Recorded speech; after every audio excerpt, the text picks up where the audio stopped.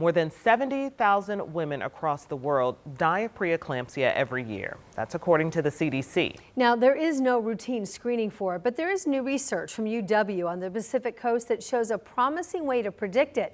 And as Christine Pay reports, all you have to do is get a blood test. Preeclampsia typically emerges in the third trimester of a pregnancy, but can present even earlier in some cases. Dr. Raj Shri is an OBGYN and associate professor at UW Medicine's Division of Maternal Fetal Medicine. She says preeclampsia affects about 15% of pregnancies.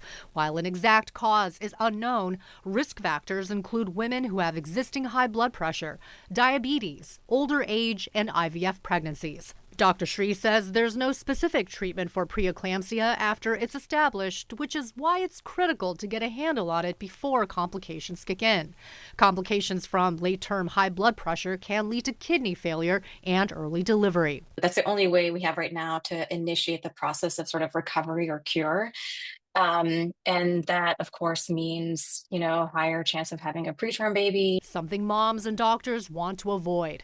But Dr. Shri's research recently published in the journal Nature might have a solution. A simple blood test to predict the chances of developing preeclampsia in early pregnancy. Doctors already examine DNA that sheds from the mom's placenta to screen for genetic disorders like Down syndrome. Dr. Shri figured, why not screen for preeclampsia at the same time?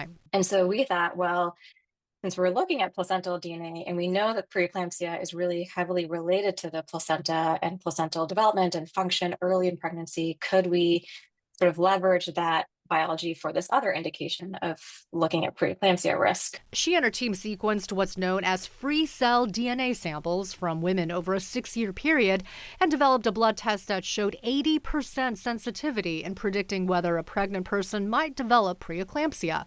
Dr. Shri says it beats the current screening procedure, which consists of going through a checklist of patient history. Although easy to administer, lacks precision, I would say, in really identifying those who will go on to develop preeclampsia. She's hopeful this new screening method could be more accurate.